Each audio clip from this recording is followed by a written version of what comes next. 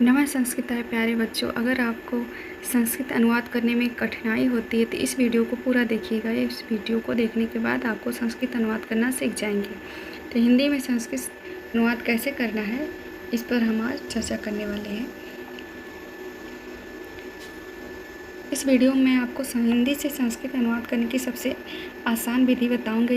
यदि आप इन चरणों का अभ्यास करेंगे तो किसी भी सामान्य वाक्य का संस्कृत में अनुवाद करना सीख जाएंगे। तो चलिए शुरू करते हैं। सबसे पहले वाक्य का प्रकार पहचानें। अनुवाद शुरू करने से पहले यह समझिए कि वाक्य किस प्रकार का है। क्या वह साधारण वाक्य है, या फिर प्रश्नवाचक है, या आज्ञा सूचक वाक्य है, या फिर निषेधात्मक वाक्य, या इच्छा सूचक वाक्य है।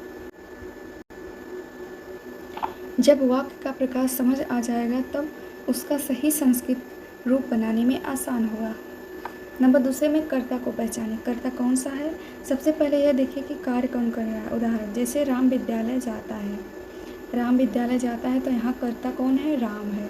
राम विद्यालय जा रहा है तो कर्ता कौन हुआ? राम हुआ। संस्कृत में रामः विद्यालयम गच्छति।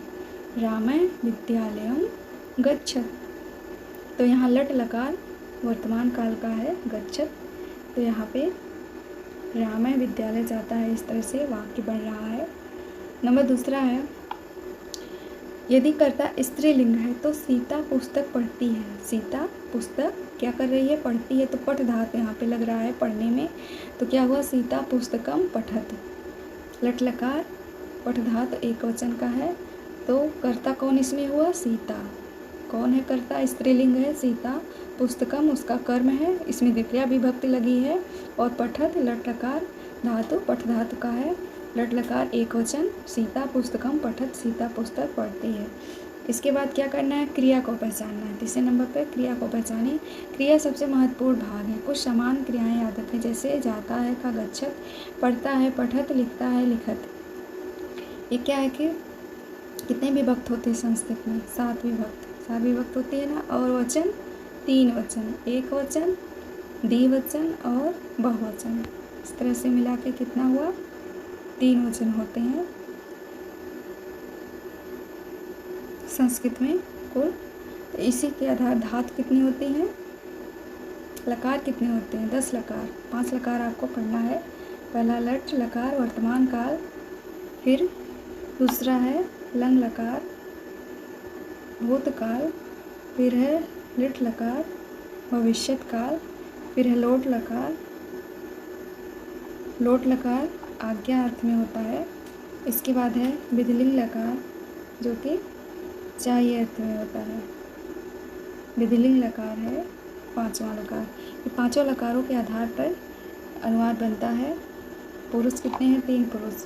प्रथम पुरुष कौन कौन से हैं? प्रथम, मध्यम और उत्तम। इस तीनों पुरुष के आधार पर बनता है प्रथम पुरुष का एक वचन। क्या होगा? एक वचन अगर गच्छ धातु है तो गच्छत, गच्छत, गच्छते, गच्छन्त। फिर मध्यम पुरुष में गच्छसि, सी लग जाएगा। गच्छत, गच्छते, गच्छत। जैसे इसको इतना अगर याद कर ली, प्रथम पुरुष का एक वचन का ती, द्विवचन में त, बहुवचन में अंत, सभी में काम आ जाएगा। इसके बाद है मध्यम पुरुष में सी, थ, थ। इसके बाद उत्तम पुरुष में मी, पठामी, पठावह, आवह, पठामह, आमह। ये इसी के आधार पर रूप चलता है, धातु है। ये प्रथम पुरुष, ये मध्यम पुरुष और ये उत्तम पुरुष। अगर इतना आधार पर गच्छति, गच्छते, गच्छन्ति, गच्छसि, गच्छते, गच्छत, गच्छामि, गच्छावः, गच्छामः, पठति, पठते, पठन्ति, पठसि, पठते, पठत, पठामि, पठावः, पठामः, लिखति, लिखते, लिखन्ति, लिखसि, लिखते, लिखत, लिखामि, लिखावः, लिखामः, पिबति, पिबते, पिबन्ति, पिबत्सि, पिबथः, पिबत, पिबामि, पिबावः, पिबामः।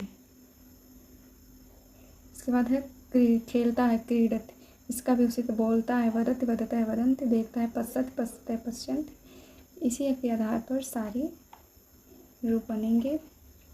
इन क्रियाओं को याद कर लेने से आधा अनुवाद आसान हो जाएगा, अनुवाद करने में काफ़ी आसानी हो जाएगी।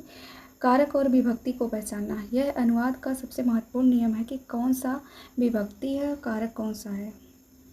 यदि किसी शब्द के साथ को है तो समांतर द्वितीय विभक्ति का प्रयोग होता है।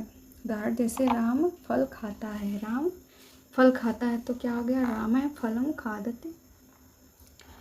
राम विद्यालय को जाता है, विद्यालयम गच्छति। यहाँ पे क्या हो गया, गच्छति, ये क्या हो गया, प्रथम पुरुष एक वचन, गच्छति जाता है, विद्यालयम एक वचन। यदि से है तो तृतीया पंचमी विभक्ति का प्रयोग प्रसंग के अनुसार होगा। यदि में है तो सप्तमी विभक्ति का प्रयोग होगा। जैसे ग्रामे, ग्राम में है तो क्या हो जाएगा, विद्यालय में, विद्यालय तो पंचमी विभक्ति का प्रयोग होगा। विशेषण और विशेष, विशेषण हमेशा विशेष की लिंग वचन और विभक्ति के अनुसार बदलता है। उदाहरण अच्छा बालक स उत्तम बालक, वह अच्छा बालक है तो स उत्तम है, अच्छा के लिए उत्तम है, बालक है बालक। अच्छी बालिका के लिए सा उत्तमा बालिका। वचन का भी ध्यान रखना है, वचन एक वचन अगर है तो बालक है पठति, बालक है पठति। द्विवचन बालकौ पठतः, बहुवचन बालकाः पठन्ति। यहाँ पे तीनों में, इसमें भी पठत में एक वचन है, पठतः में द्विवचन है और पठन्ति में बहुवचन है। ऐसे बालकः बालकौ बालकाः, इसमें भी एक वचन, बालकः एक वचन, बालकौ द्विवचन और बालकाः ये बहुवचन है। तो इसी तरह से अनुवाद होगा कि वचन कौन सा है, ये ध्यान रखना है अनुवाद करने से पहले।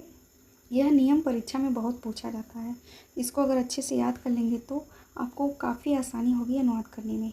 वर्तमान काल, वर्तमान काल को भी पहचानना बहुत ही ज़्यादा ज़रूरी है।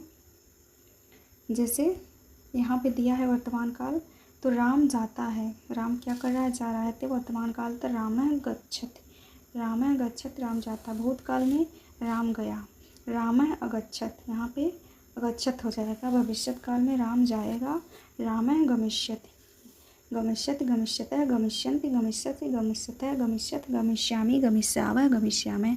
इस तरह से भविष्य काल में धातु बनेगा लिट लकार का गम धातु का। अब कुछ उदाहरण देखते हैं। जैसे उदाहरण, लड़का विद्यालय जाता है, बालकः विद्यालयम गच्छति। ये क्या है, लट लकार प्रथम पुरुष एक वचन। ये लड़का विद्यालय जाता है, लट लकार प्रथम पुरुष एक वचन। उदाहरण दूसरा है, बालिका जल पीती है, बालिका जलम पीवति, बालिका जलम पीवति। ये भी लट लकार एक वचन है प्रथम पुरुष। उदाहरण 3, विद्यार्थी पुस्तक पढ़ते हैं, ये बहुवचन है। विद्यार्थी क्या कर रहे हैं, पुस्तक पढ़ रहे हैं, तो यहाँ पे पठन्ति हो गया, ये बहुवचन में आएगा। विद्यार्थिनः पुस्तकं पठन्ति। उदाहरण चौथे में, मैं विद्यालय जाता हूँ, अहम, मैं विद्यालय जाता हूँ, ये उत्तम पुरुष का हो गया एक वचन। गच्छामि, अहम विद्यालयम गच्छामि, मैं विद्यालय क्या कर रहा हूँ, जाता हूँ, उत्तम पुरुष एक वचन में गच्छामि हो गया। ठीक है। उदाहरण 5 से, हम खेलते हैं, ये भी क्या हो गया, बहुवचन। हम खेलते हैं में बहुवचन हो गया, तो क्या हो गया, वयम, अहम आवाम वयम, इस तरह से बनता है। तो ये हो गया लट लकार बहुवचन, उत्तम पुरुष का बहुवचन है। वयम क्रीडामः, हम खेलते हैं का वयम क्रीडामः, हम खेल रहे हैं। उदाहरण 6वां में, तुम कहाँ जाते हो, ये मध्यम पुरुष का है। तुम कहाँ जाते हो, अगर किसी से बात करना है तो उसके लिए मध्यम पुरुष, अगर अपने बारे में बता रहे हैं तो उसके लिए उत्तम पुरुष, अगर सामने वाले के बता रहे हैं तो उसके लिए प्रथम पुरुष। तो अगर यहाँ पे हम सामने वाले अगर किसी से बारे में बता रहे हैं तो वहाँ पे मध्यम पुरुष, तुम कहाँ जाते हो, तुम कुत्र गच्छसि, गच्छसि गच्छतः गच्छत। तो यहाँ पे लट लकार मध्यम पुरुष एक वचन है। तुम कुत्र, तुम कहाँ जाते हो, गच्छस में क्या है, मध्यम पुरुष लट लकार एक वचन। उदाहरण 7वां, वह फल खाता है, तो यहाँ पे क्या हो गया, प्रथम पुरुष एक वचन, खादति, वह फल खा रहा है, खाता है, स फलम खादति, एक वचन है इसमें। अनुवाद याद करने की आसान ट्रिक। अनुवाद करते समय हमेशा यह क्रम अपनाएं। कर्ता पहचानिए, कर्ता कौन सा है, इसको पहचानना है। दूसरे नंबर पे क्रिया पहचानना है, क्रिया कौन सी है। तीसरे नंबर पे कर्म को पहचानना है कि कर्म क्या है। इसके बाद क्या है, विभक्ति, विभक्ति कौन सी है, इसको लगाना है। सही क्रिया रूप लिखना है। अंत में पूरा वाक्य पढ़कर मिलाना है। यदि आप हर दिन 10 वाक्यों का अभ्यास करेंगे तो कुछ ही दिनों में हिंदी से संस्कृत अनुवाद करना बहुत ही आसान लगेगा। रोज 20 से 30 संस्कृत शब्द याद करें। धातु और शब्द रूप का नियमित।